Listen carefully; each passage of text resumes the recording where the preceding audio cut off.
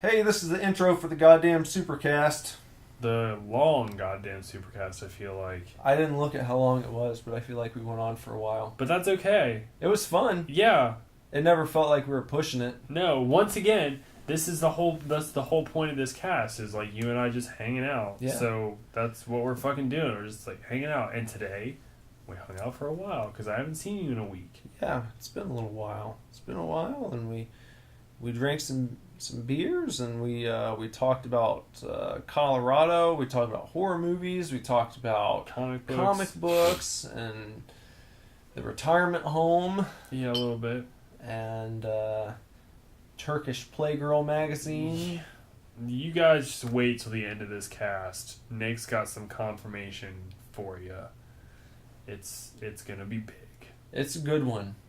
So stay tuned and go ahead and fucking listen to it. Yeah, and it also, in the meantime, make sure to check out everything else we have going on. Yeah. So you can head over to superdivorceme.com, and that's your one-stop shop for the Super Divorce Superverse. There you're gonna find links to Super Tokens on Twitch. You're gonna find links to Super Fanatics on YouTube, Super Scary on YouTube, Super Tokens Show and Tell Edition on YouTube, and the Super Blog And on this Sundays. and this goddamn show. And the Supercast. Supercast. It's all on there. It's all on And the superdivorceme.com. Superstore, where you can still buy a copy of Wish You the Best. Yep. While they're Yep. around. And you can even email us at divorceclub@superdivorceme.com and That's right. tell us about movies you want us to watch, or comics you want us to read, or things you want us to talk about on the podcast, or video games you want Nick to play. Or just tell us what's going on with you. Yeah, or just be like, hey, this is what I did today. Yeah. And we'll probably talk about it on the cast. We'll be like, hey, this person emailed us and this is what they did today. Yeah, we probably will talk about it. So get your emails in. And until then, enjoy the damn show, and we'll see you guys soon. Yep, see you later. We are not getting a divorce. We are not getting a divorce.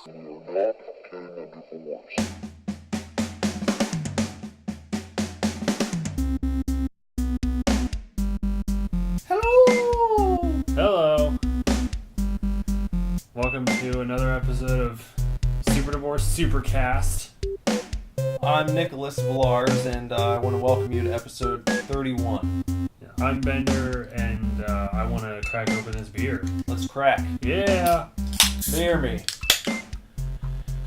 This presentation of Beer Me is brought to you in part by Warped Wings Creep Show Beer. Yeah. Also brought to you in part by Bender, because he purchased these particular alcoholic beverages tonight. Yeah, I picked these ones out because I liked the can. It's a smoked porter. Yeah. I don't know what that means, but... I love porters. I'm going to try it right now. All right, here we go. That is a hearty beer. Porters are very hearty. Yeah, I like it. it's very good. Mmm. Warped Wing is a Dayton company. Dayton, Ohio, not Yeah. Dayton, Georgia. No.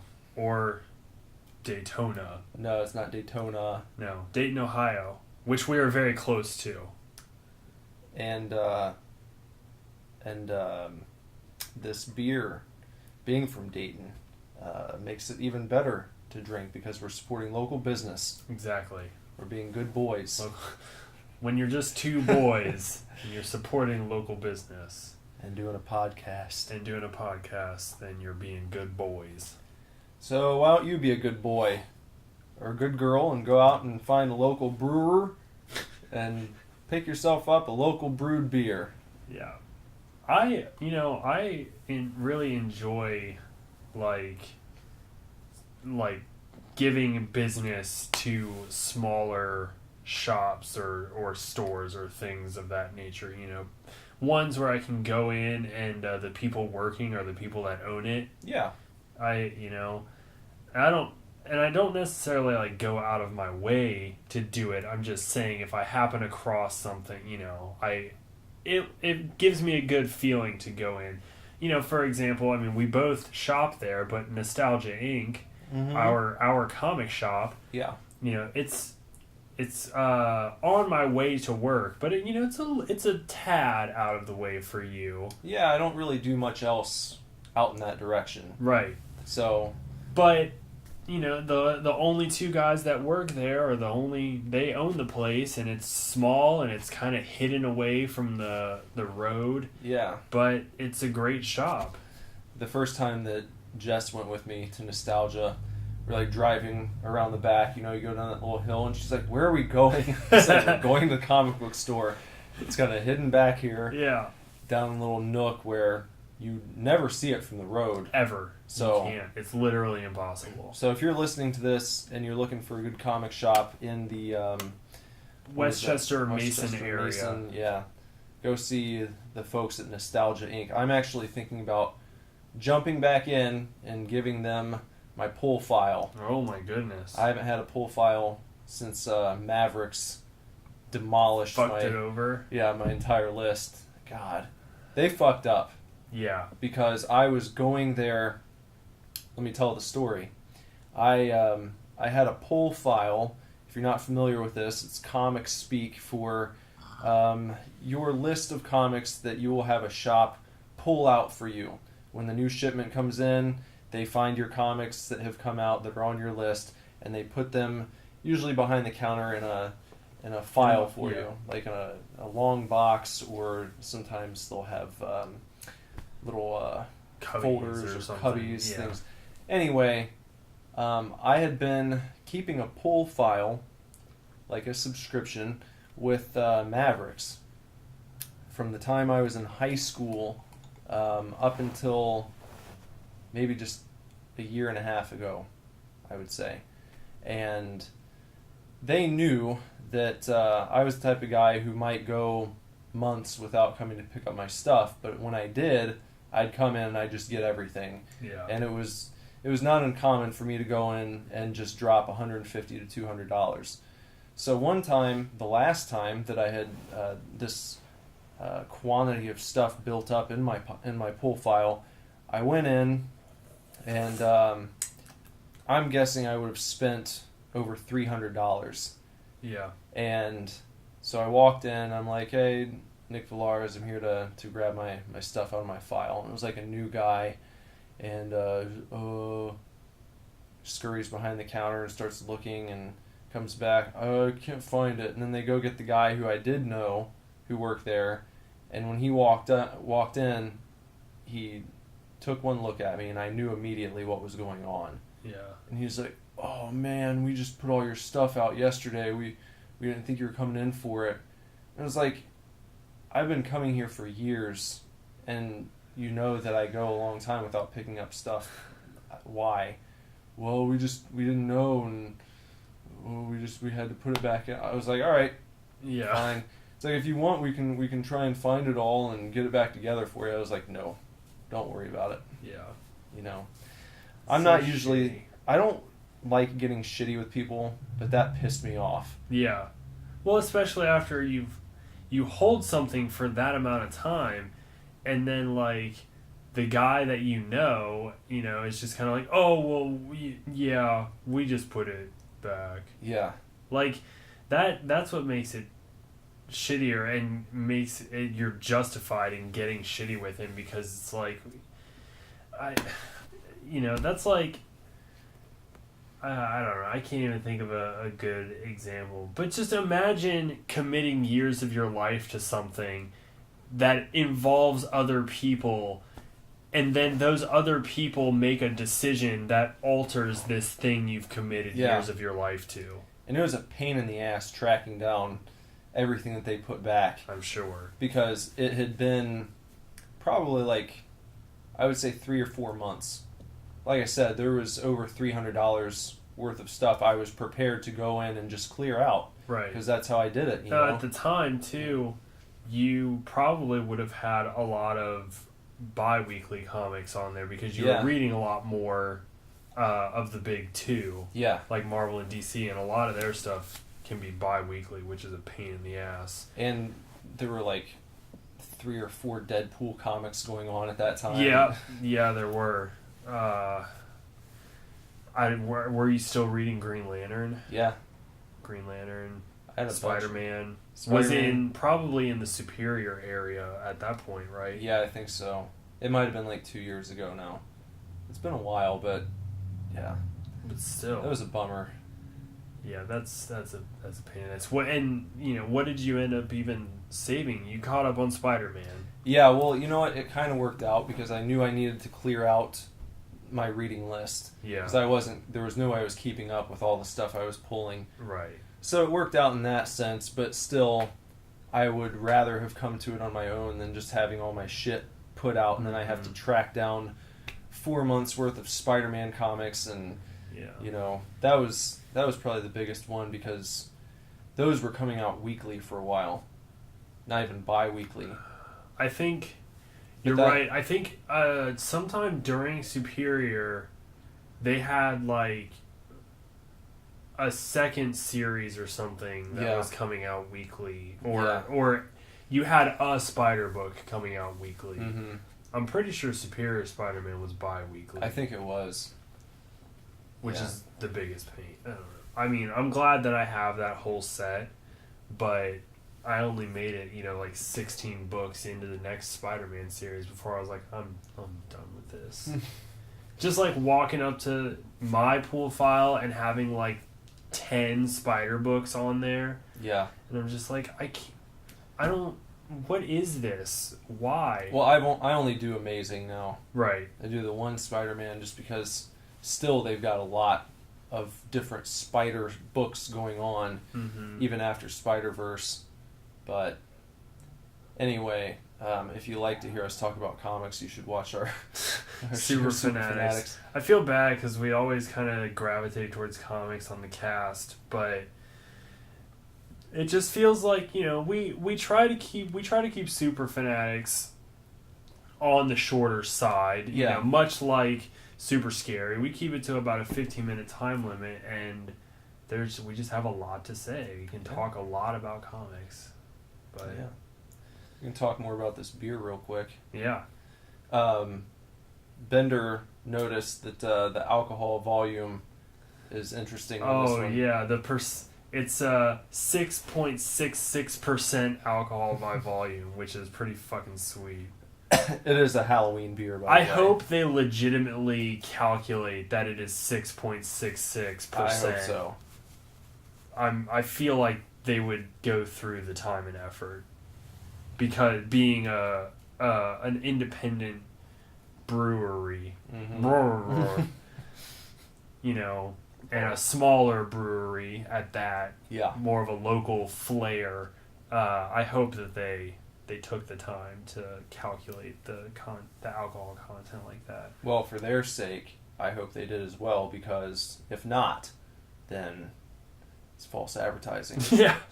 I have a lawsuit on their hands coming up. Uh-huh. Yeah. Don't mess around. Speaking of lawsuits and products, did you see the guy that totally rightfully is suing, I think, Samsung because his fucking phone just blew up in his pocket? Yeah, that happened. I guess it's a problem. Apparently it's happening with iPhones now too. Well, when we were flying recently, went to Denver and back. Yeah. They have a special announcement before your flight leaves. If you have one of those Samsung phones, you can't even have it on airplane mode. You have to turn it off completely. Oh my god. So I feel like that'd be embarrassing if you are sitting there with your phone and they just have to single you out. It's by the way, you in particular can't use your phone at all. Yeah. Because it might explode. So it's just how do you release a product that literally explodes? Dude had the phone in his pocket and it blew up and burned his leg. And now he has permanent nerve damage in his leg. That's not funny. No, it's not funny, but I would high five that dude so fast for suing, though. Good on him. How surprised would you be in that moment? You know? There's an explosion in your pocket.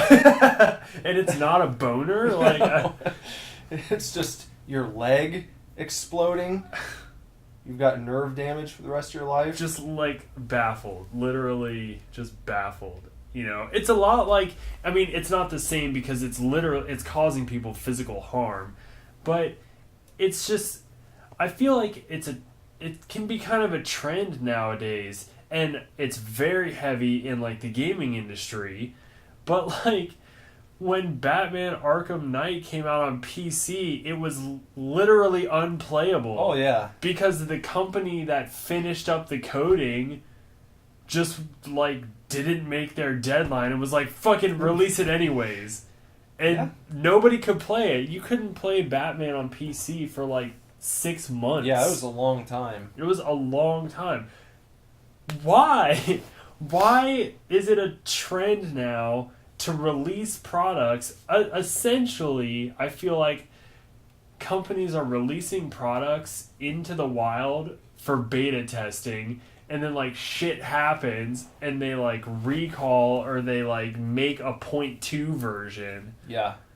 Well, the beta testing thing is funny because on one hand, as a fan, you're like, you think it's cool to get early access, and it's like, oh, I'm going to try this out before it's even released, but I think that behind that, companies figured out, oh fuck, we don't have to pay testers anymore. Yeah. Like, well, not, I'm sure they do, but not to the degree that they once did, because now you can get it to a point, Right.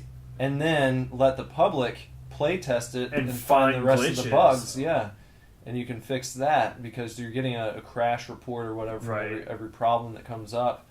Server errors. Yeah. You know, and you know, you still have to employ testers to do the whole game. Yeah, Because of course. most beta testing, you know, beta releases that they do for video games are, you know, it's like 2 levels. Or Yeah. it's, you know, if it's a single player game with a multiplayer like option, it's just the multiplayer mode. But think about how much ground is being covered in that last beta test, you Yeah. know? Because you've got, well, in the case of a game like Battlefield, where millions of people are playing it, I mean, how long would it have taken for your in-house testers to go through everything that all those players did for you, Yeah. you know? It's So, I just- mean, I don't want to say that it's like an evil thing. I think that both sides win to a degree, but it's interesting to me that now they're getting that for free just because people can't wait to play the final game. Right. Yeah. I see what you mean. Like it's sort of genius on the video game corporate market Yeah. part. Like, hey, we can just let people download a beta version and they'll just fucking They might go further with it in the future where it'd be like you even go back to whatever alpha or pre-alpha. Well, you can Like- sometimes, you know, depending on the developer and the game and stuff, if you're like, you know, really into it, sometimes they'll release alpha versions for people to play. Yeah. Or a lot of times, well, not a lot, but sometimes games will have like, if you pre-order it within a certain amount of time, or I don't know, there's some sort of requirement, you can play the alpha version, but then they'll release the beta version for like everybody, Right. You know, it's crazy. I think we've both worked at GameStop. Well, when I was working there, I think I had a friend or two or an employee or two was like, got an email about alpha testing something. You know, that's another thing, is if you subscribe to like Blizzard's email or what have you, they could have been alpha testers for Overwatch, you know. It's crazy. And video game companies just get it all for free. Speaking of cool shit in games, though, Yeah. I told you yesterday that Michael Myers and Laurie Strode are being added to Dead by Daylight. Yeah, that's badass. Yeah, it's gonna be awesome. That is really cool. that, in my opinion, it almost takes away some of the steam from the Friday the 13th game coming out. Because now people be like, well, we've also got Michael Myers over here, and I'm wondering if the fact that they put him in is going to lead to them getting other famous slasher villains and such, you know? Well, That'd be so somebody was something. Isn't there a game that's kind of that 5-on-1 dynamic, or it has a mode like that, and you can be... Evolve? Yes. What are you thinking of? The monster game? Yeah, but I'm thinking of a similar thing, but you can be like Predator, or you can already be Jason or something like that. I haven't heard of that one. I think it's not a full game. I think it's a mode Okay. on something. And the dynamic of this particular mode, this setting, this multiplayer setting, is the 5-on-1 aspect. And I'm pretty sure they've already included like Jason or Predator or something like that. Maybe as DLC. I don't know. I'd have to look it up because I have no fucking idea. I can't think of it. This 666% alcohol. Is it getting to you? Yeah, a little bit. I haven't really eaten today though. I haven't eaten much either. I'm supposed to go out later. I went out last night and then worked a double today. Oh boy. Yeah. One of my work buddies, she's a manager. Her daughter turned 21 last night, and she had sent out this Facebook message earlier in the week, and it included me in it, but with a bunch of like 11 other people, and was just like, hey, my daughter's turning 21, we're going to be here, like, come help us celebrate. And like every single person was just like, no, I can't come. So I like asked Lindsay, but then I messaged her, or I texted her, and I was just like, Lindsay and I will be there. Like, no one else is going. Yeah. We'll go. And we did, and it was a lot of fun. Where'd you go? We went to Mac's Tavern in Centerville. I've never been to Mac's Tavern. I don't think. Wait, what does it look like? It looks like Whiskey Barrel. Okay. It's just the bar is a U shape. The whole kind of building is a U shape. Like you walk in and you've got tables and dart boards like over here, and then it kind of narrows for the bar, and then it widens again, and there's pool tables. So if you just think of it as like a U, but it was the same aesthetic, same feeling as Whiskey Barrel, which is a place we used to frequent. I threw up for the first time in about a year the other night. From alcohol, Yeah, or just from alcohol. Really? Yeah. That's On the Denver trip. want to say that's impressive. I think, but you were a mile high though. I was. I didn't think about that. Yeah. And I was drinking mixed drinks the whole night, which I never do. I posted the one on Instagram, the purple star fucker. I ended up getting one of those. Yeah. And then I had I think I had 2 old fashions and a Manhattan, and I think I had 2 beers before we went to that bar. Oh, and goodness. I'm usually pretty good with holding my drinks, but I didn't take into account the fact that you get drunk much more quickly when you're up in them mountains there, and and it got to me.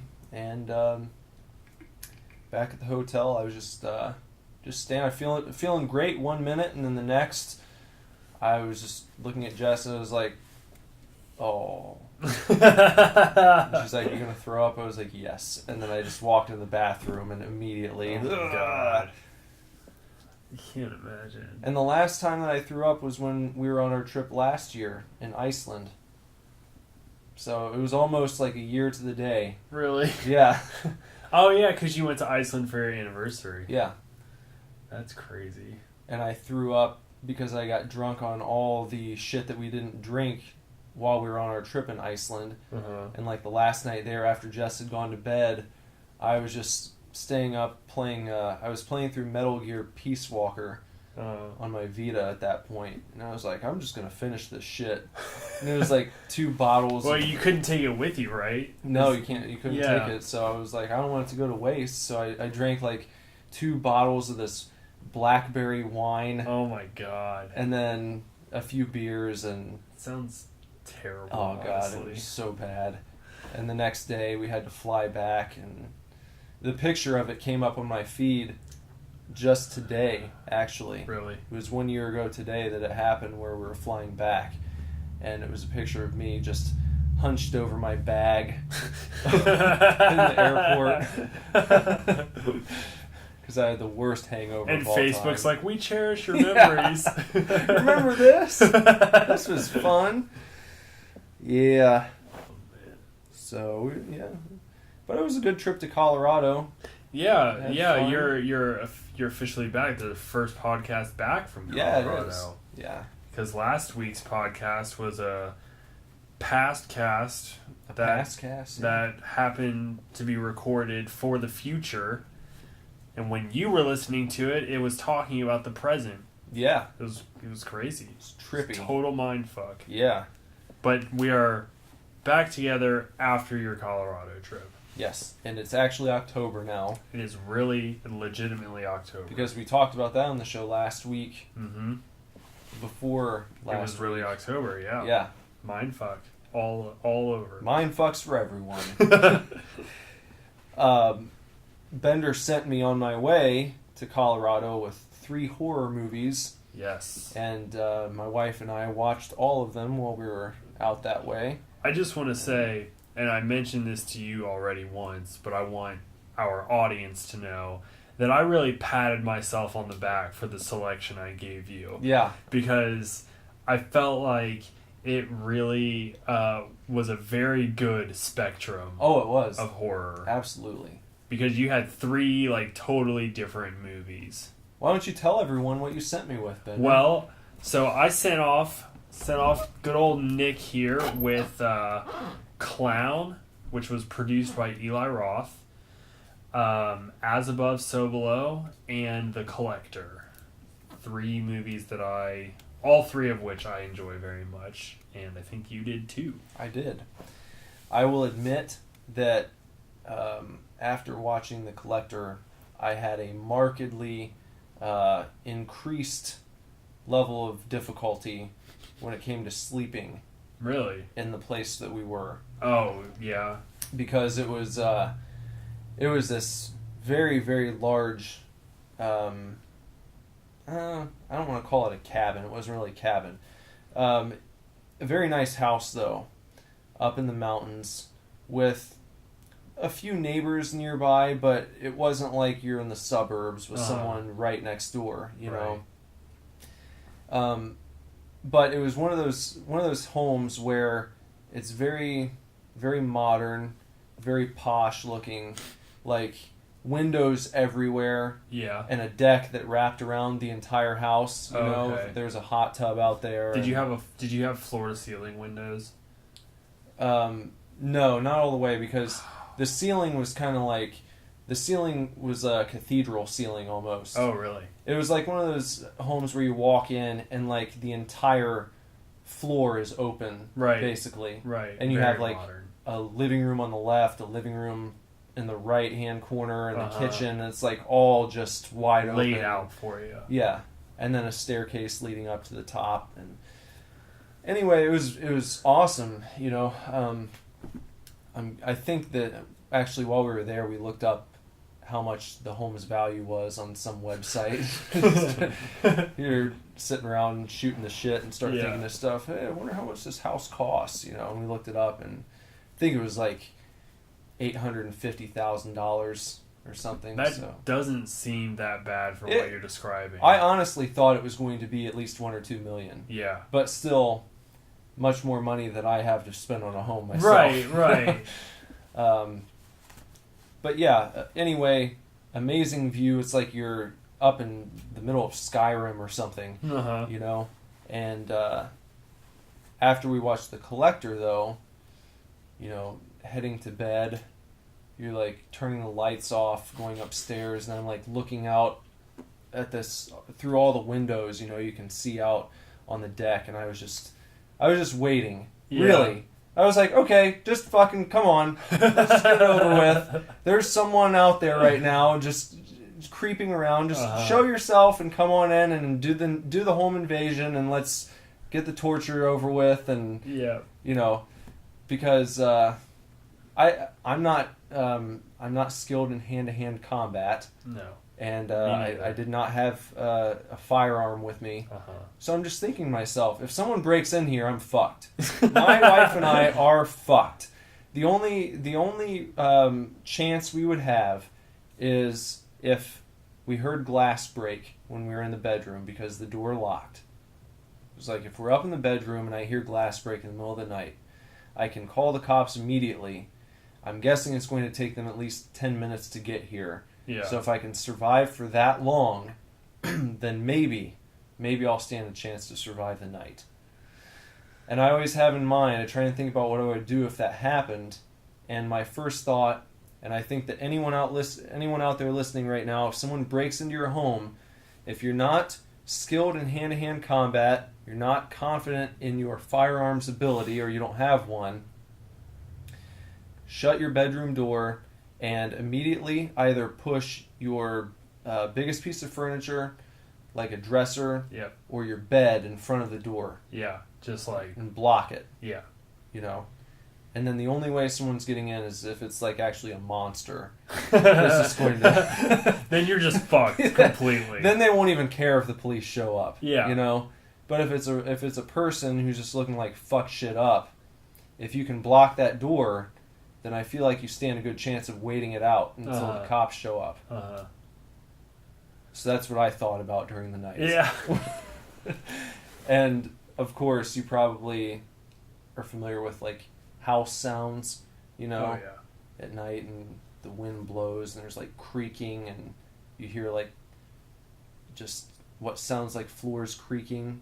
Is that someone walking around, or is it just the house settling? I don't know. Ridiculous. But I guarantee you that watching that movie beforehand played into all of the thoughts that were coming to mind as I was trying to drift off to sleep that night successfully. I love The Collector. It's so good. It's a great home invasion movie. It's better than... Well, I wouldn't say better, but it does have kind of a unique spin on it. Like, it's not your Strangers, and it's not Inside. Real quick. Yeah. Strangers is another one that pissed me off. Oh, yeah? Why's that? Well, it's just... Spoiler alert. Real quick. We're going to spoil The Strangers for you. Skip ahead like 10 minutes. We won't be talking about it anymore, I don't think. But anyway, like, it's so tragic. Yeah. It is utterly tragic. And the thing, it's the same reason that the ending of The Collector pissed me off. Right. Because they get your hopes up so much, and just, it's bullshit. Bullshit happens. When Bender and I were discussing the ending of The Collector, which I'm trying not to spoil here, I was saying that it was like you're playing a video game. I was thinking like NFL Blitz on N64, where you're up by like 3 touchdowns with a minute to go, and the computer just decides to like make you fumble every time you touch the ball and run it back for a touchdown consecutively until they happen to pull it out at the very last second, and you're just standing there, what do they say, with your dick in your hand. Yeah. That's what it was. And that was the ending of The Collector, and the end, and how The Strangers kind of went, and it's heart-wrenching. Yeah. I think The Strangers more so. The Collector, I feel like the end of The Collector, when you watch the whole movie, I think it's a unique... It's a semi-unique film. It brings a bit of difference to like the traps and the home invasion aspect and everything, with like a very clever killer or whatever. But I think the end is sort of just like your typical cop out ending. Yeah. You know, like it's almost like they didn't really put a lot of thought into it. And it's like, well, he's a normal guy, but he's just like Michael Myers. He can't, you know. Well, there was never any clue or any alluding to the idea that this might be a supernatural killer. No, and that's why I got pissed off. Right, that's why the end is bothersome, you know. Because you root for that main character the whole movie. Well, the thing that's really cool about the idea behind Arkin, if you're not familiar with the Collector, long story short, you've got a guy who kind of, what is he? He's a professional thief in a way, or he was at one point. He was at one point, and now he's employed by, you know, kind of your low-level mob boss to steal something from a family who he's been working for, like, undercover as, like, a handyman, basically. He's been working for this family, but his real task is to steal this, like, weird rock that they have. Like, it's not even a giant diamond or anything. It's literally, like, a red rock. Yeah. But, maybe it was the Philosopher's Stone. Probably. But he, of course, gets interfered by the Collector. It's an interesting idea that someone would break into the house, and when he breaks in, just so happens that somebody else has broken in. Yeah, like the killer. Yeah. And I liked the idea that Arkin, the thief, the guy who was initially breaking in to just take something from this family, I really liked the idea that you had someone evading the killer who was like a professional. You know, where it wasn't just like some dude or the father or a kid who is trying to escape and hide. Yeah. It was like someone who knows how to do this shit for a living because he's done it before. Right. Like he makes there are times throughout the movie where he makes a smart decision or he deliberately does something to do something else. I mean, for example, I think the first time he goes up the stairs, he takes like 3 steps up the stairs and the 4th stair creaks. Yeah.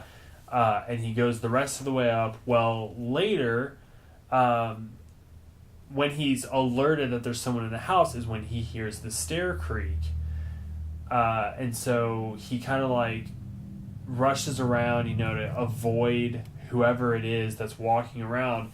And he goes down the stairs and he consciously skips that 4th step. Right. Not making any noise. And I'm like, that's what a professional thief would do. Like, yeah.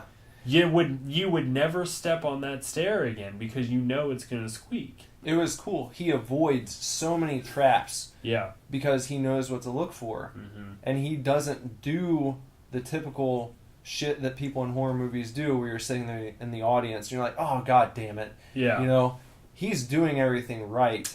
But, and then even when he ends up being wrong, you don't feel like he shouldn't have done what he did. Yeah.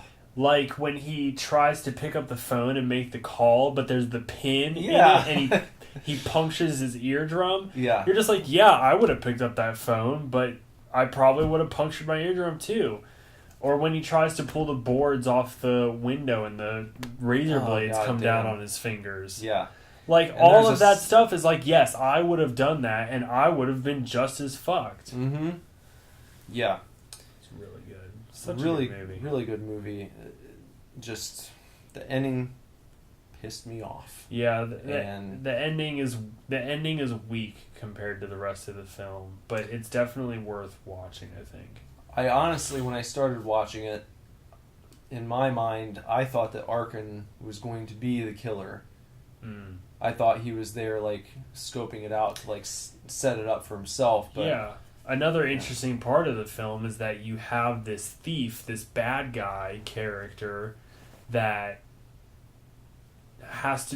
chooses to become the hero. Yeah.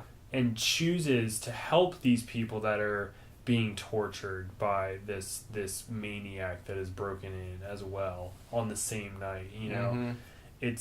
It's interesting, but And then you've got the running theme of, like, even though he's helping these people, he's still trying to keep himself ahead, where he's escaping with what he came for. Right.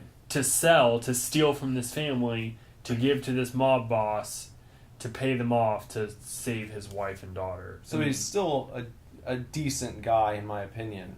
Yeah, he's a decent guy because he's trying to save the lives of these people that he's robbing. Yeah. Well, and his whole reason for robbing in the first place was to help his family. Right. He didn't just like want a nice car or something. Right. He's trying to help his wife and daughter. But I had brought up like combat skills, Uh-huh. and no level of combat skills would have been good enough to fight the Collector. It seems like, yeah, you know, you kind of, I don't know. It's not, for me, it's not something that like I try to think about when I'm watching a film, but it's just kind of like, yeah, like the Collector, he's not a supernatural killer.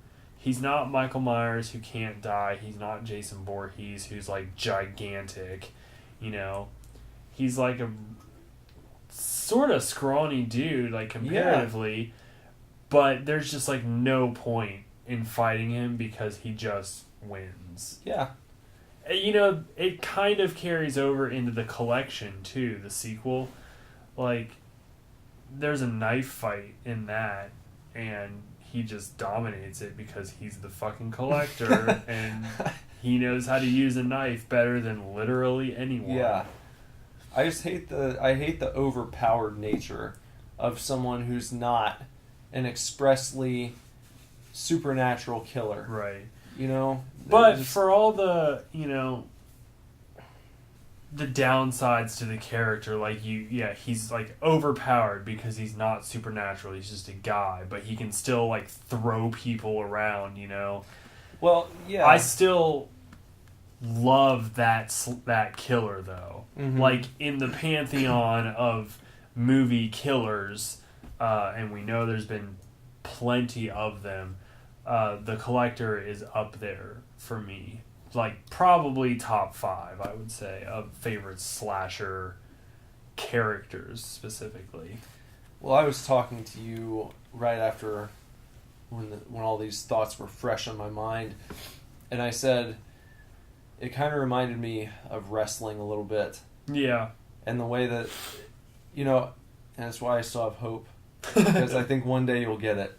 But it reminded me of the way that you feel as a wrestling fan when you're watching someone who's being pushed by Vince McMahon that no one's accepting, and people don't want this guy to win. They don't want him to be champion, but he just does, and he's beating everyone. You're like, fuck off already, god damn it. Yeah. Like, that's the way that I felt about the Collector.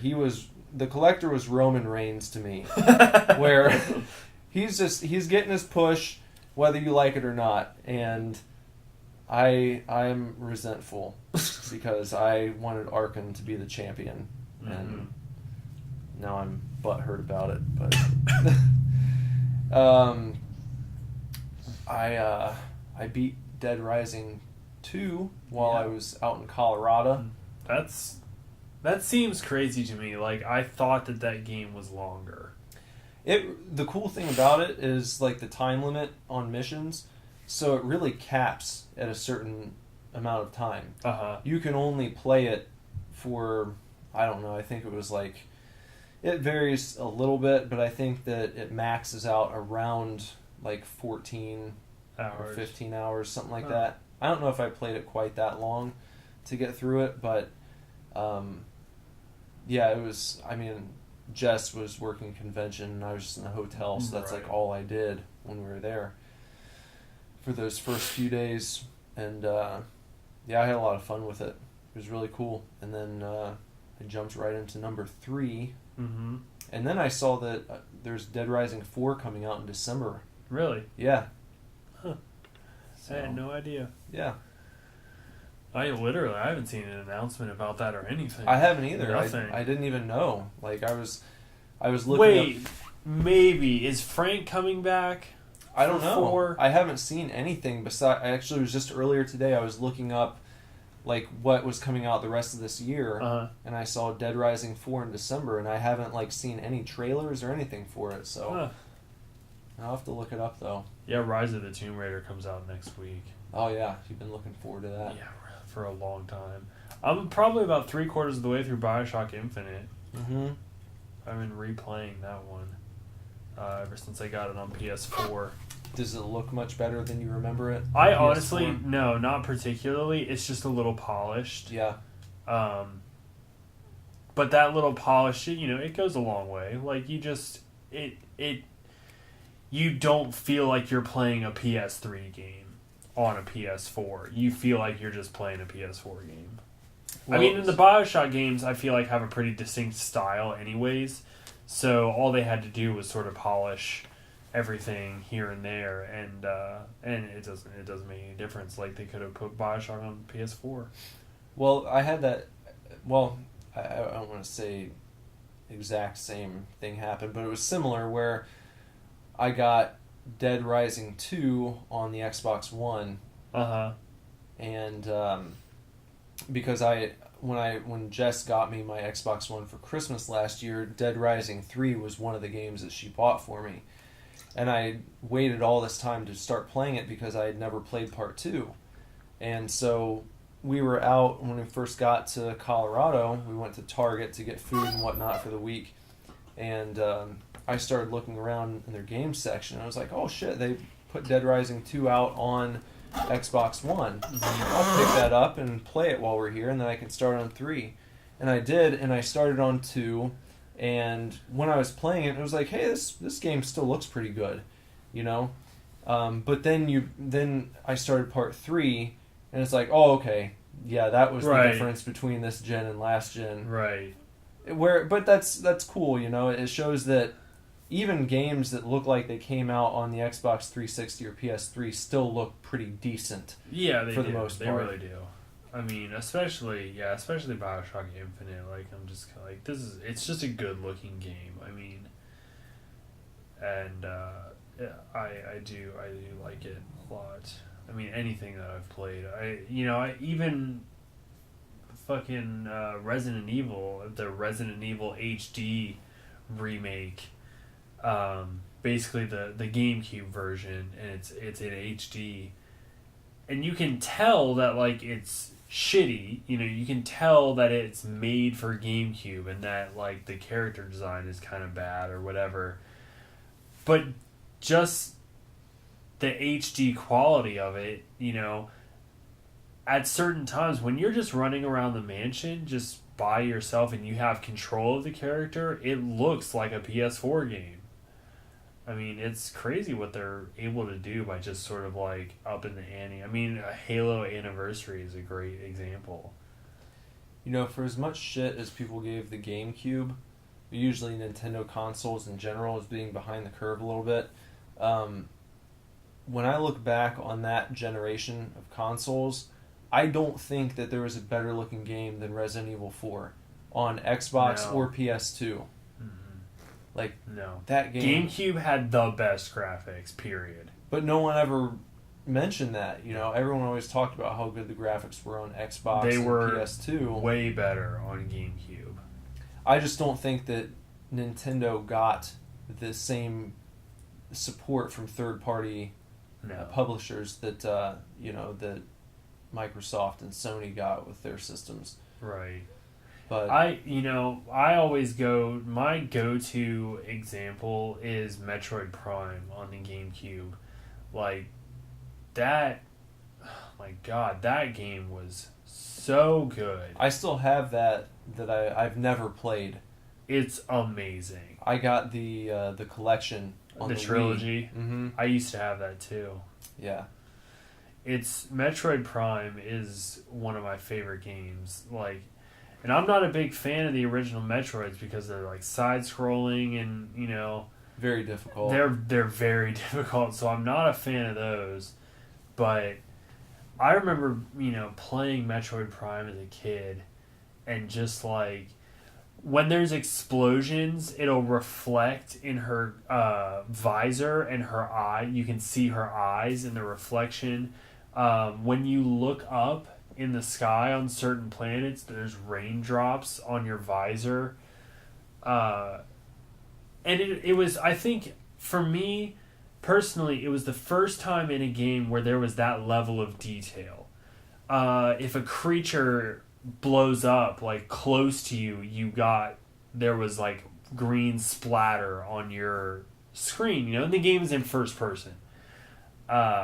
So it just like, it was, for the first time playing a video game, I felt immersed as this character, you know, and that's why it's really stuck with me all this time. I've played Metroid Prime. I've only beat it once, but I've played a good majority of it, like 3 or 4 times. Did you play the sequels that came out? When I had the trilogy on Wii, I played a little bit of Echoes, but I never got very far into it, and I didn't play Corruption. Did you know it's selling for like $100 now? The trilogy? Yeah. It doesn't surprise me. Because it was selling pre-owned at GameStop for like $80, and I bought it when I was working there when they had like a half off all pre-owned games. It was like, yoink! Yeah, I got that one. Yeah, and that's the same it's a good one to have. It was the same way with Xenosaga, which or Xenoblade. Blade, right? I still haven't played that, but I got it just because I knew it was like $80 pre-owned. Yeah. And I picked it up as well. And it always looked really cool, but I know that that's another game that it's one of those big RPGs, and I'm going to have to like have a clean slate, no games I'm trying to get through. Yeah. You know. I would love to track down. I mean, it's not hard, but I want one with the original box art and stuff. But I would love a copy of Metroid Prime on GameCube.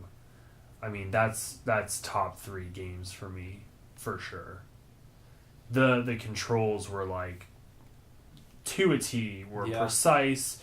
Switching weapons with the C stick on the GameCube, and I love the GameCube controller too, and a lot of people didn't like it. I like it, yeah. But I loved the button mapping on it, and I loved the C stick. I thought having that functionality as like, depending on what game you were playing, it was either a camera stick like you have on all your controllers now, or it had function, like the C stick would do something instead of turning the camera. And for Metroid Prime, the C stick changed your weapon, and so you could, you know, just flick it to the left or right and change weapons on the fly, and it was, oh my god, it was so good. Now I just want to play Metroid Prime. I gotta get through BioShock. Yeah. I gotta track down a copy of Metroid Prime. Last I saw, I think they tend to just go for retail on eBay, so it's like $50. But still, you're paying $50 for a game that came out like almost 10 years ago. Maybe ask Santa Claus for it. Yeah, I might do that. I might ask Santa Claus. Do you want another brewski? You want one more? You want to do I do. If I do one more, I don't know if I'll be able to drive home. Really? Yeah, that's literally how much I haven't eaten today. Well, I think I'm gonna grab a Nosferatu. Okay, grab me a Nosferatu. All right. I'm going out tonight too. Talk about some shit. So, I'm talking about your Gem and the Holograms Okay, sweatshirt yeah, that'd right be now. cool. No, what were you gonna say I should talk about? I don't know. Tell me about my awesome shirt. Nick is wearing the greatest sweatshirt. Honestly, like, I don't know. I definitely don't own a sweatshirt this cool.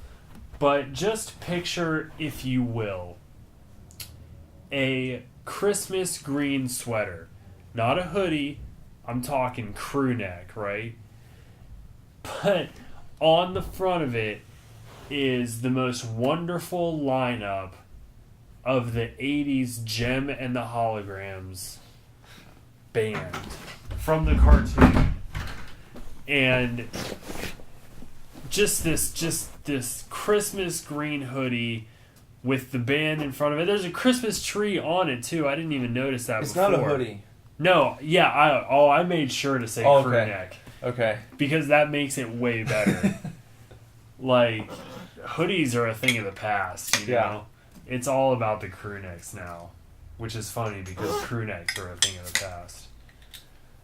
But just imagine the contrast of like a band of chicks who are all vibrantly colored up next to this Christmas green, and it just makes for like the greatest 80s sweater ever. And the great thing is it's not vintage, but it looks so hardcore vintage. Oh yeah, like if I would have bought this at a garage sale, yes, I would have assumed that it was something someone had owned since like 1985. Oh yeah, hardcore. You know, or that it looks like something you would be lucky to find at Goodwill. Yeah, absolutely. Like nobody else would ever wear it except for you. Like the person that buys it is the only person that would wear it. I'm going to guess that I'm probably one of maybe 50 to 100 people who actually owns this particular sweatshirt. Probably. Even though it's openly available online, you Yeah. can go and get one yourself, and I recommend that you do so. But I'm gonna check out 80s tees. I'm gonna get a matching crew neck, you know, of matching caliber. yeah, Something just as awesome, but not the same. Because I don't read Gem and the Hologram, so I'm not up to snuff with you. You know what I mean? I'm sure you can find something good Yeah, I'm sure for your I could. taste there I'm sure I could. at 80stees.com. Lots of goodies, and I got that mouse pad, Yeah, that's a rad which mouse is really pad. cool. I like it a lot. You guys can't see my mouse pad. There's the teaser. Well, I guess the full trailer for the new Power Rangers movie came out today. I watched that today. Did you see it? Mm-hmm. I watched it without the sound on Oh. because I was at work. Oh. So I need to, you know, get Yeah. on that. You gotta get the sound in there. Yeah. I saw like the website that I went to watch it. They were kind of talking some shit about it, which I tried to tune out because I do my best. I just try to tune out literally anything about a movie prior to its release. Yeah. Well, you know, the thing, I just started browsing the article and it was Yeah. like, oh, well, I guess they're trying to be serious, you know, and they want us to take this so seriously. It's serious, serious, serious. Why so serious, you know? And, well, I don't know. That's like the tone they're going for. It's not the Big 90s show, Yeah. okay? If you The want Transformers was not, you know, when the Transformers movies came out, nobody was like, oh, they're taking it so seriously. Why does it have to be so serious all the time? It's an 80s cartoon. Like, that's what big budget movies do. Yeah. You take something and you up the ante. Yeah. That's the point. That's like the whole reason big budget cinema exists. Fucking people, man. They're just stupid, just complaining about dumbass shit. Well, you know what? I think Jess and I are, later tonight, we're going to go and see the Miss Peregrine's School for Peculiar Children. She just read the book and really liked it a lot. Okay. And then we watched the trailer and it was like, oh yeah, it looks pretty cool. Tim Burton's directing it. Oh, I didn't know that. Yeah. I didn't know it was a Burton film. And so it looks intriguing, looks pretty cool. Mm-hmm. And then I got up on Fandango.com to see the movie start times this evening, and they list like the Rotten Tomatoes score as soon as you go to it. Yeah. And it was like 64%. It's like, well, I haven't watched it, and I haven't read the book, but I mean, it looked pretty decent. I wonder about that type of shit. You know, it's like we talked about it with As Above, So Below. 26% on Rotten You're Tomatoes. telling me Yeah. that you give it a 2 out of 10, basically. Come on. Like, yeah, it's way better than a 2 out of 10. Yeah, or even a 6 out of 10. Like the IMDb score is like 6.1 out of 10. Metacritic 38%. Like, Right. what standard are you holding these movies up against? I don't know because I'm a really big fan, especially when it comes to horror. I'm a really big modern horror fan, and then really like underground 80s films. Like, I love French French in particular, you know this about me, but Inside and Martyrs and Frontiers and High Tension, those are all, that whole French shock cinema is like a relatively new movement, and I'm a big fan of it. But then I also love Sleepaway Camp and The Burning and The Funhouse and The Blob from 83, I think, and The Stuff. You know, the sort of like the B-movie 80s horror. So, I don't understand why. What are you comparing it to? I don't know. Like, what do you want it to be? Yeah. In the case of a movie like As Above, So Below, what are you expecting? What would a 10 be for a movie like that? Because, and then if you take As Above, So Below being a found footage film and you put it up next to other found footage, okay, well, like, what are the biggest found footage films you can think of? Blair Witch, Cloverfield, and Paranormal Activity. Yeah. Are probably like your big three. Well, I'd say right off the bat, As Above, So Below blows the original Blair Witch out of the water. Oh, I mean, honestly, anything blows the original Blair Witch out of the water. The new Blair Witch was awesome, in my opinion. I know. I thought it was great. I really hated the original. I honestly don't remember much about it. Like, there's nothing to remember. Nothing happens. Yeah, but the new one's really good. All right. Well, honestly, that's good. That's good. Yeah. But I would say As Above, So Below is definitely better than Blair Witch, better than Paranormal Activity. Definitely scarier than Cloverfield. And scarier than Cloverfield. Cloverfield I only include because it was not one of the first, but I think one of the most mainstream. One of the first mainstream found footage films. Well, that's where you get into, like, the crossover between monster movie and horror movie. Yeah. I feel like you can classify monster movies as horror, but they're like their own genre within horror. But you still have to pepper in sci-fi just because it's a giant monster. Yeah. And, like, I mean, even in Cloverfield, the monster comes from space. Mm-hmm. And it's like, as soon as you inject space into the equation, it's a little bit sci-fi. A little bit, yeah. But then you've had a sci-fi Friday the 13th now, at this point. True, because you're Jason X, but I fucking love Jason X. Again, that's like I don't know if it came out in the 80s. I don't think it did. What, Jason X? Yeah. No, that was like late 90s late or 90s. early 2000s. Yeah. But still, it has that, like, terrible 80s feel to it. And I totally I love Jason X. Yeah. It's so good. Oh, I had something that I wrote down to ask you. Yeah. I wanted to get your opinion of shepherd's pie as a cook. I prefer chicken and dumplings. Are they rivals? I consider them not rivals, but I consider them within the same family because your shepherd's pie is like, at least when I make it, you have your ground beef and you have to make like something to hold it all together, it's not a I can't think of the word because I'm drunk. Broth. Yeah. It's like it's a very thick broth, so to hold it, and then you've got your peas and your carrots and whatever. And then you put it in a bowl and you put your pie crust on top and you bake it and you eat a shepherd's pie. But I prefer, the chicken and dumplings is a similar dish because you have a thick broth with chicken and carrots and onions, and you can put peas in there if you want to. Who's judging? And then you've got your topping, you know, is your fluffy, like airy biscuits, aka dumplings. Yeah.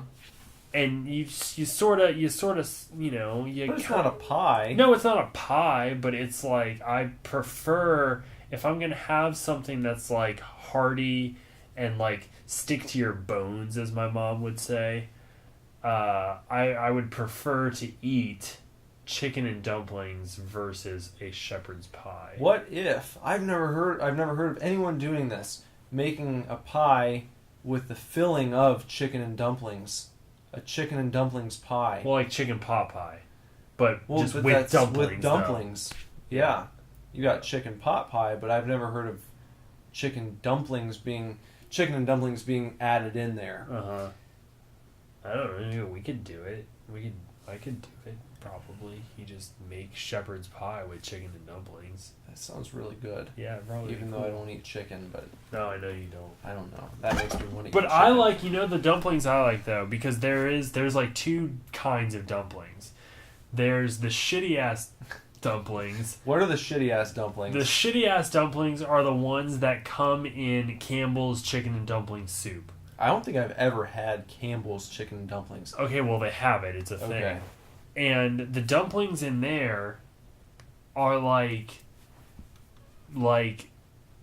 thick, just like balls of dough. Okay, imagine if you took biscuit dough, which, can be kind of, it's like thick, right? And you rolled it into a ball, and then you just like threw it into a pot of soup. That's like all you did. And then like nothing happens to it. It just sort of cooks into like this thick, chewy, like ball of dough. And that's a dumpling, to some people. Just the other week, we Lindsay and I went to her mom's, and we had dinner, and they had made chicken and dumplings in the crock pot, and it was delicious.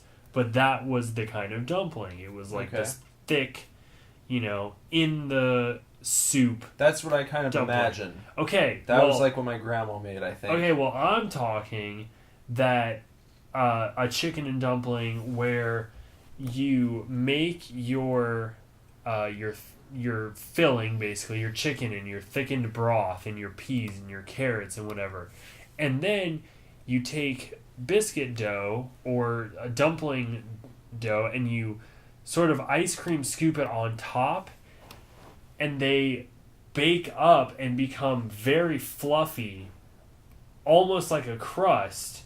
And then when you serve it, you ladle down between like the dumpling balls that you put in, and they become about the size of a baseball. Okay, so they like expand and aerate. They're very fluffy and very light, and you ladle one of those big light dumplings along with your filling on the bottom into like a bowl, and you eat it that way. That's the kind of dumpling I prefer. I've never heard of that. I don't know why you haven't, because that's like how my parents always made it. Yeah. Always. I wouldn't, if you would have shown me that and asked me what dish is this dish, You would not have said not chicken have and guessed. dumplings. No, because I would have been looking for the, like you described first, the kind of dough ball. Yeah. Not just a ball, but it's more, it's doughier though.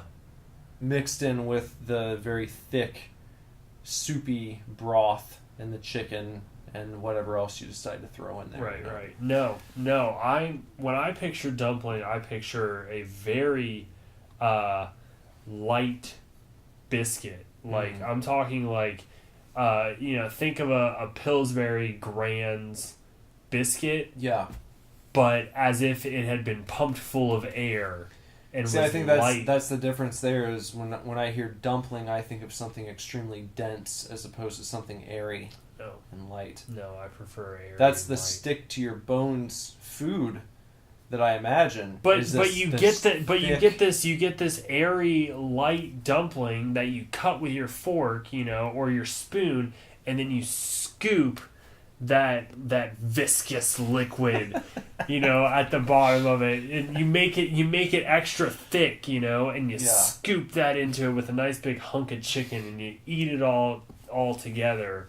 That sticks to my bones more than like a fucking, I don't know, coin purse of dough.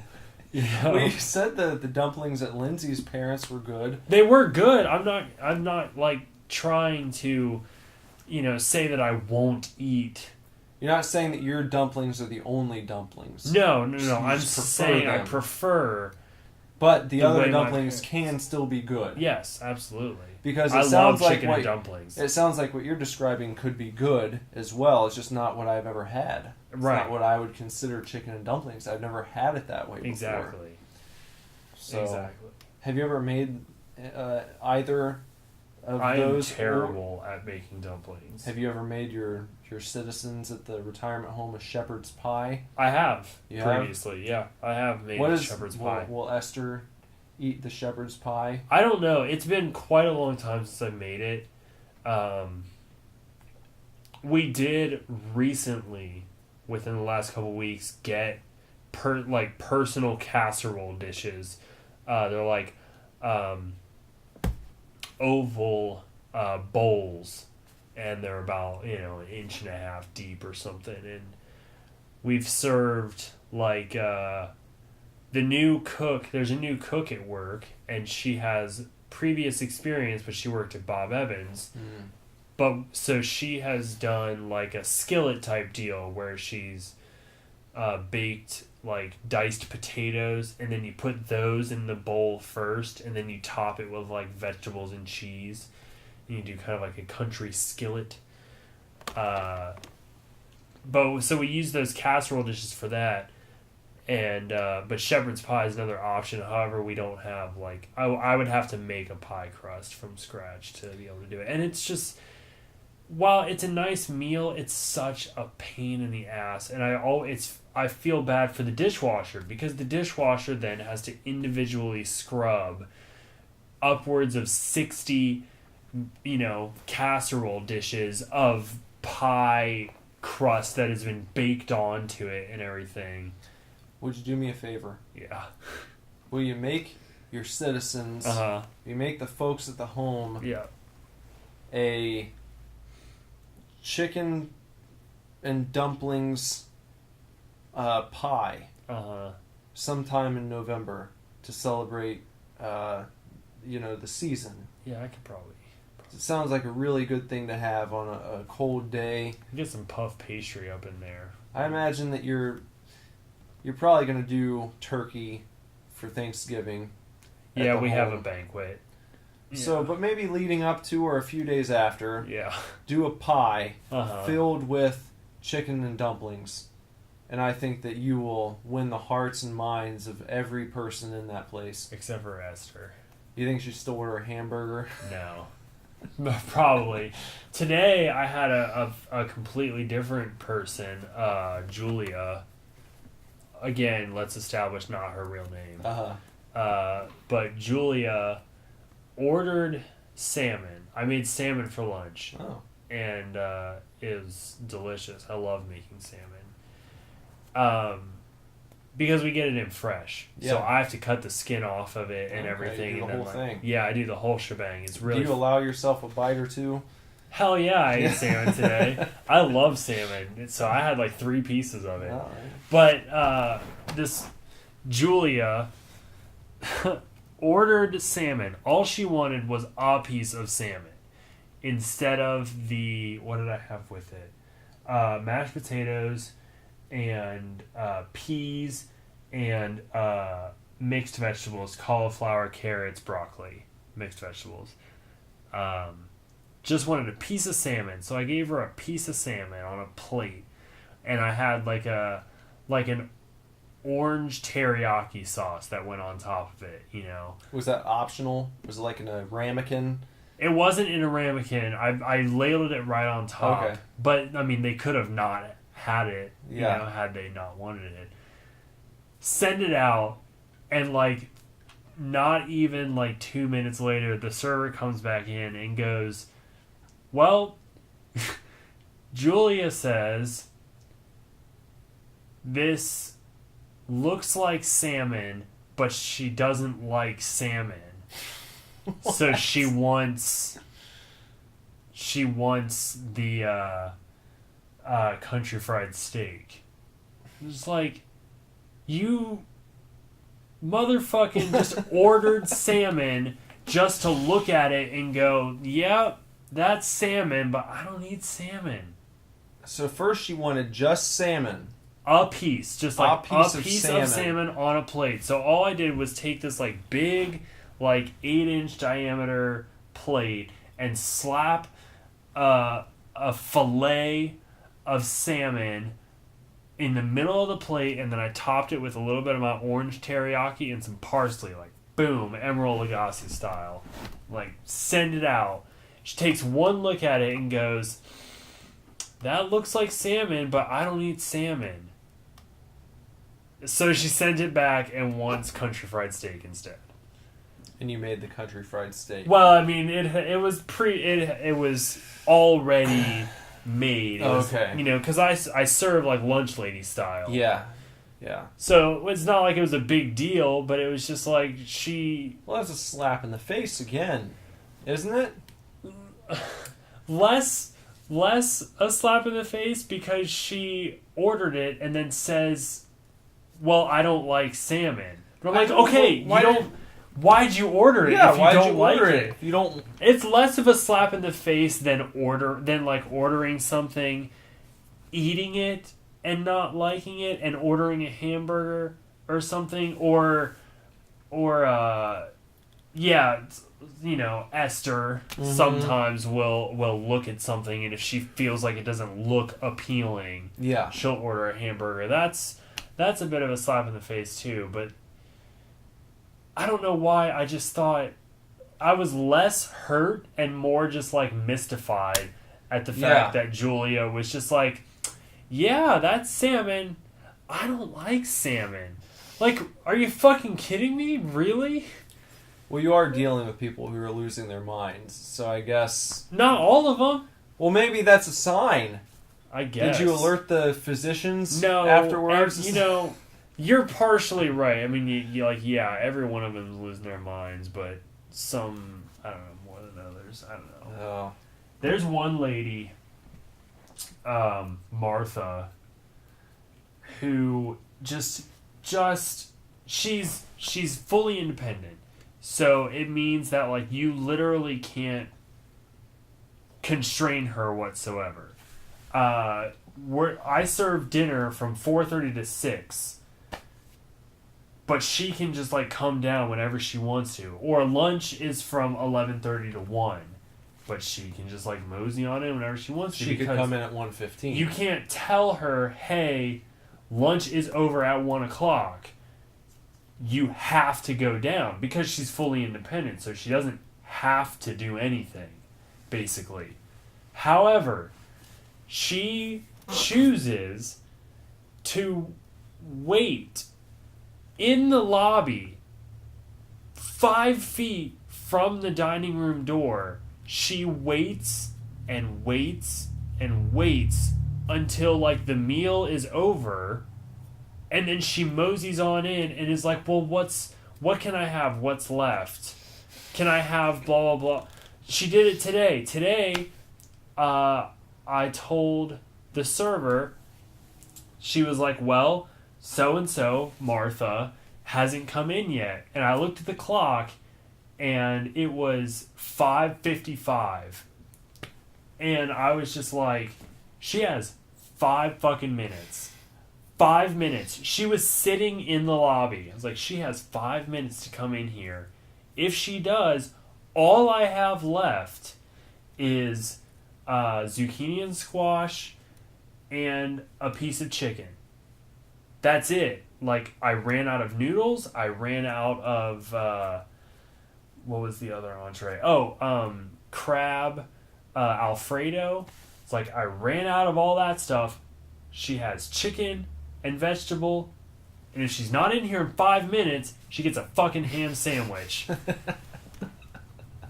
God damn it, if she doesn't walk in 7 minutes later, asking what she can have. And I was like, ham sandwich, get out of here, So Leah takes it out to her, and she's like, well, can I have a grilled cheese? No, you can't have a grilled cheese. I turned off the oven at 6 o'clock when dinner is over. Why does she do it? Is she just antisocial? Or what? And she's fully independent, right? You can't do anything. All you can do is suggest to her to come down earlier. Yet every single day she decides herself to not come in until after the meal is over and then complain about how there's not any food left. I'm just like, you're doing it to yourself. Yeah. You can't walk in a half an hour after the meal's over and expect me to still have food.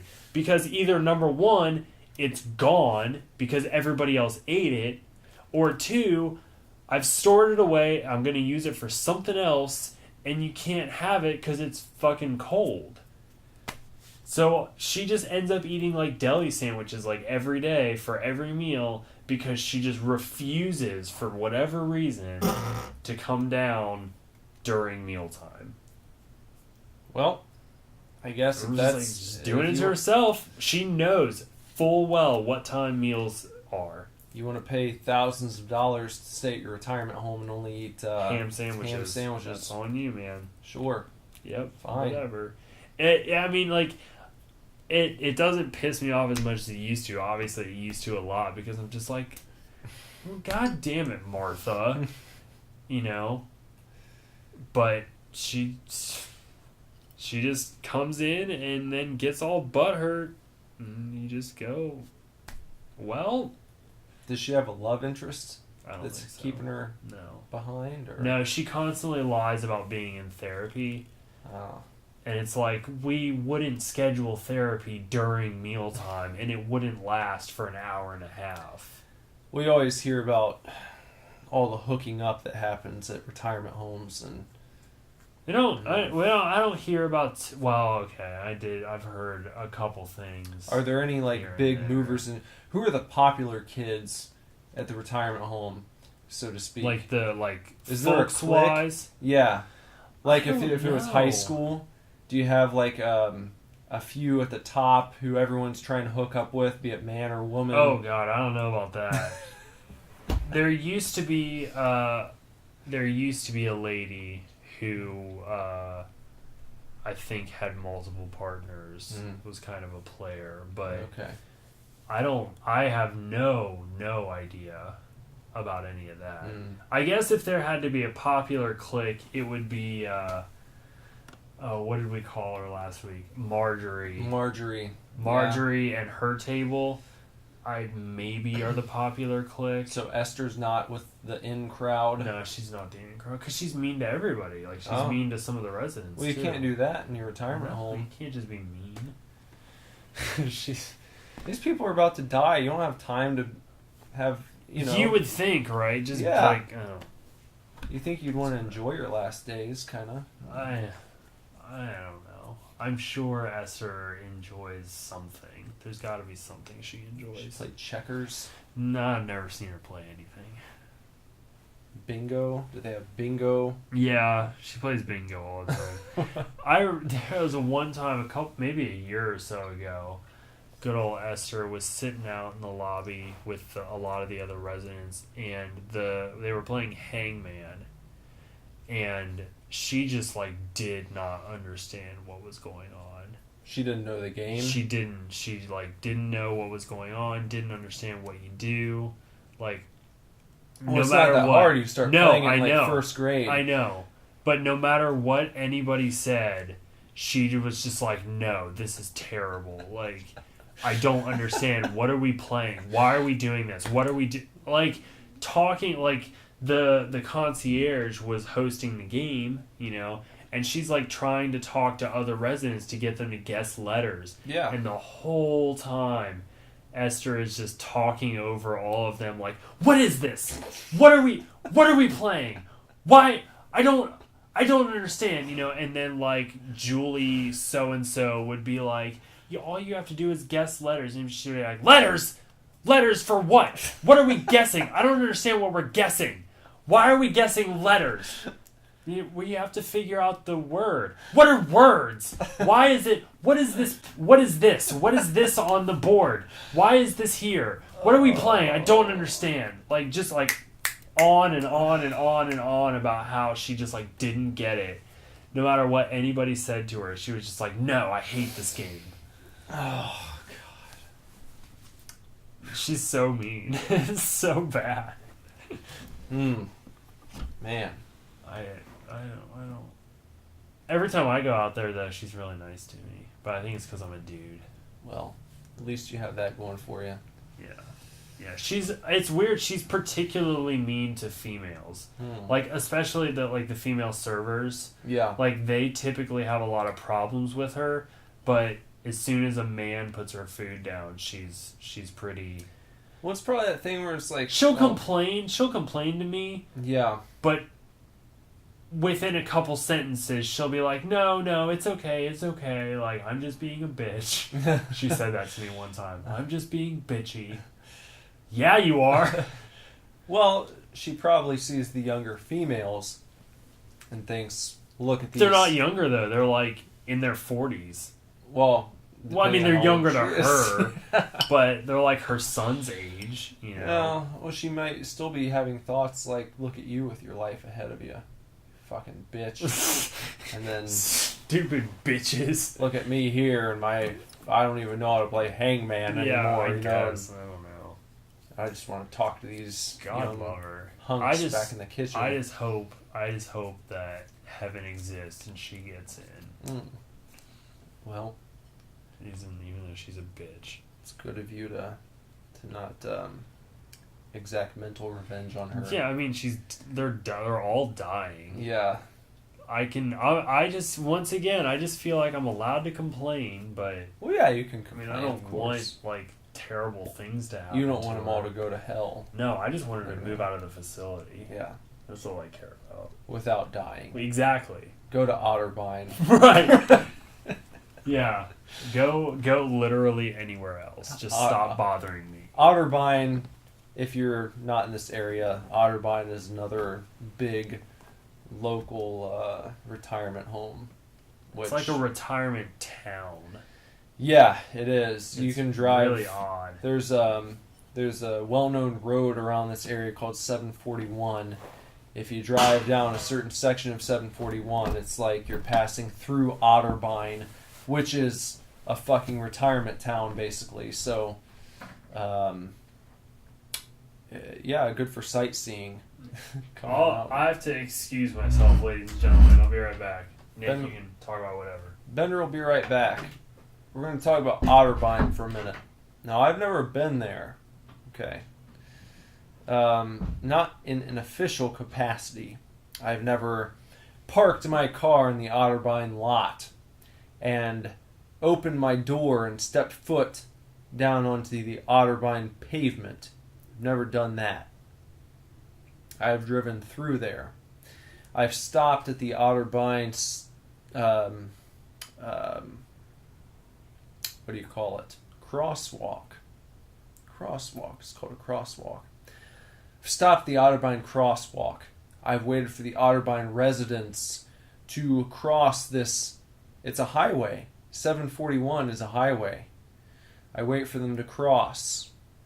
And then I continue on my trek as I look and I see the residents milling about in the commons area outdoors. And I think to myself, what must that be like? What must it be like to live in a retirement community such as Otterbein, where not only is this a retirement home, it's, as we just mentioned, almost a retirement town. It's a campus, really. It's like a retirement college, a retirement school. What must that be like to know that if you leave these grounds, they will probably call the police and there will be members of the local authority looking for you? What must that be like? This one time, there was a guy that used to live in our home, and over the course of his stay, he ran away like 3 times. And there's a neighborhood like across the street from our facility, and he managed to like wander into the neighborhood, and I'm pretty sure he like accidentally broke into someone's house one time, and like they called the police, and then the police had to call the facility and be like, hey, we have this dude. And bring him back over. I would be so scared if I came home and there's just like an old person in my house that I didn't know. Yeah, he did not speak very well either, because years and years of alcohol abuse. Don't do that. Yeah, and you could not understand him at all.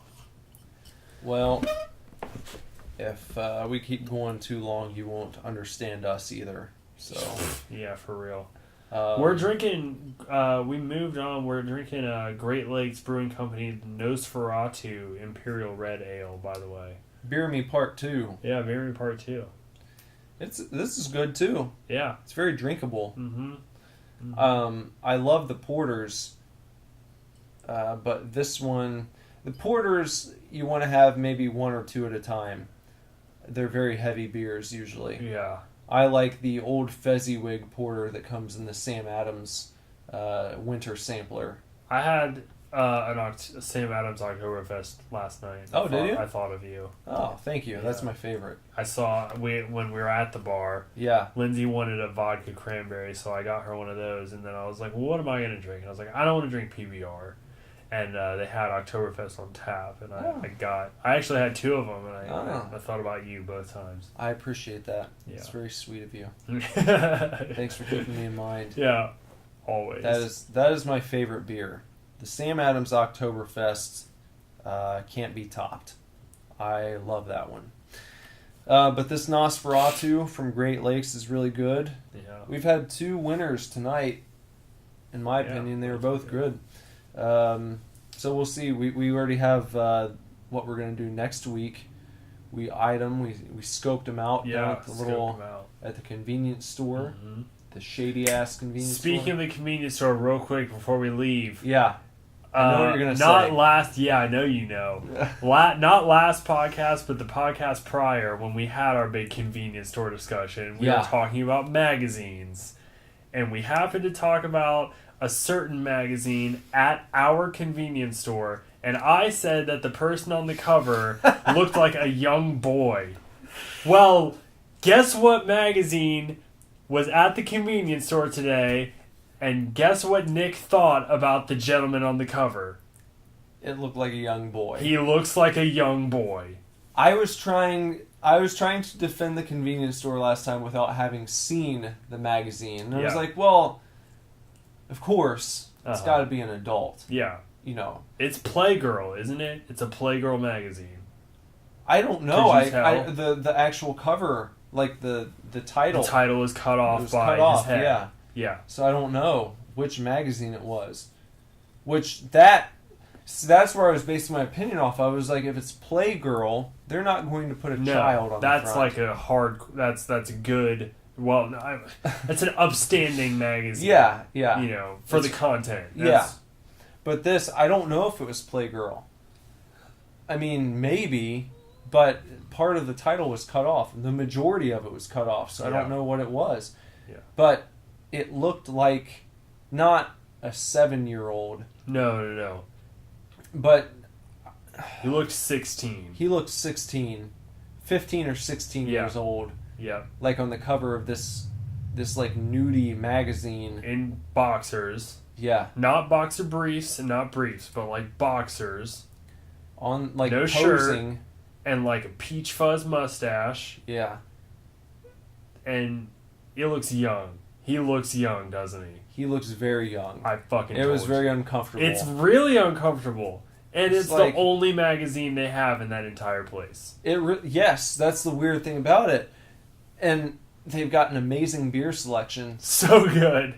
But we went today, and not only did the I don't know if he's the owner or not. Does he own the place? Our friend? I don't think he owns the place. No, I think he might be maybe a part owner. Maybe a part owner. Well, not only does our frequent employee, he's always in there when we go in. Not only did he order some witch's brew specifically for us, I feel, because Nick mentioned it, but we were looking at the beer selection and it changed. It's different. They had awesome like October and autumnal beers. Yeah, new pumpkin beers we haven't tried yet. I mean, and we've been going in there getting like pumpkin beers and shit since like weeks. The beginning of September. Yeah. And they still had beers we haven't tried yet. Yeah. Pumpkin stuff we haven't tried yet. Oktoberfests we haven't tried yet. Yeah. It's impressive. It's impressive. Their beer selection is impressive. Well, it makes me happy he's providing content for this podcast. Yeah. Because even when autumn's over, we'll be able to go in there and be like, oh shit, guys, he's now got like 55 Santa Claus beers stocked up that we haven't tried yet. So walnut beers or chestnut beers or whatever, I'm sure, Yeah. But when you take that out of the equation and you focus your attention on this nudie mag behind the front counter, it is literally the worst place on earth. Yeah. It gives me pause. Yeah, I'm very uncomfortable. Like, in my heart of hearts, I believe that kid has to be at least 18. Yeah. But it's still weird to see this one magazine on their magazine rack behind the counter, and it's just like... It's in plastic wrap, so you know there's naked dudes on the inside. Yeah. And I think I thought it said something about Turkish. Like it was like a Turkish import boy. mag? Oh, yeah. God. I don't know. Look, if you're running your own business in the U.S., I doubt that you're going to have like child porn sitting right behind the counter. Yeah, well, I'm not doubting the validity of like the store owner or anything. Like, he's a nice guy and all that jazz. All I'm saying is that the cover of this magazine, this cover model looks 16. That's all I'm saying. And I agree with you. Well, at least I have another pair of eyes to confirm.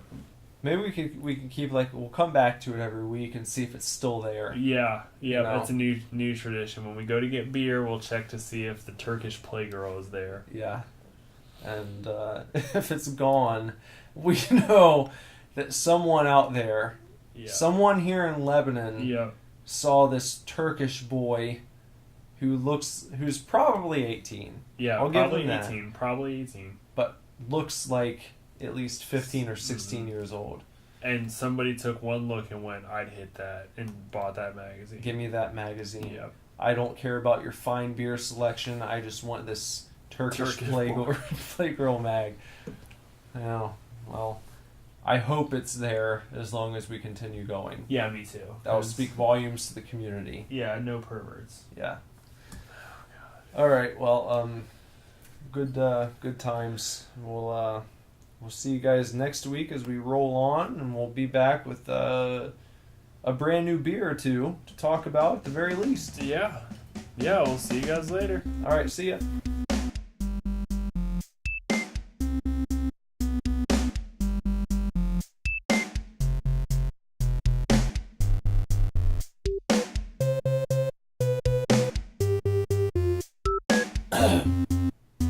That's another episode of the Super Divorce Supercast for you.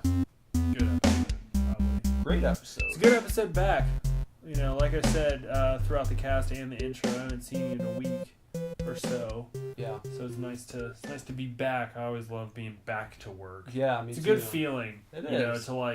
To take a break, but then to get back to work with you. I love it. It is. I like the feeling of being back to work. Mm-hmm. Firing on all cylinders. Yeah. Revving, ready to go.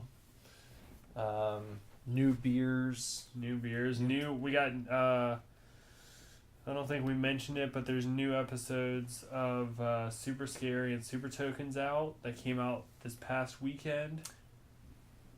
No new Super Tokens yet. Super Fanatics. Super Fanatics, yeah. Excuse me. Super Tokens was on a temporary hold while I was traveling. Well, yeah. Because I couldn't play games. But that's going to be picked back up soon. Yeah. But this past weekend we had new Super Fanatics and new Super Scary. And those were a lot of fun. And those were kind of blitzkrieg recordings too. Yeah, but they were great. Yeah, it worked out really well. A lot of fun. So, and you can watch both of those by just going to superdivorceme.com, and then you just click on that old Superverse tab, and you can scroll down to whichever super show you'd like to see or hear, and it's all right there for you, man. Yeah. So do that, and then make sure that if you have something to say, you want to tell us what you think we're doing right, what we're doing wrong, what you want us to talk about, what you'd like us to review on one of our video shows, send us an email. It's divorceclub@superdivorceme.com. And until next week. Yeah, until next week. We're gonna drink. I'm gonna finish this beer. Then I'm gonna go out tonight and have probably more drink beer. more. Yeah. Yep. And then tomorrow I'm gonna watch the Neon Demon. Sounds good, brother. All right. See you next week. Bye-bye. Super Divorce. Check. Check. Test. Tits. Tits and tests. Testes. Test my tits. Hello? Okay. Check.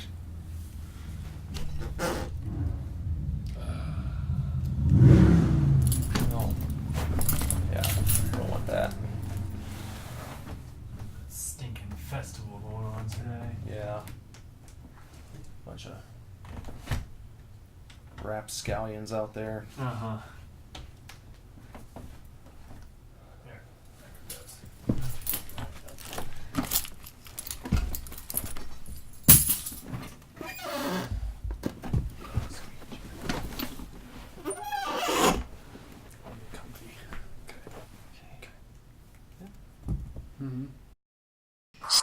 Super Divorce.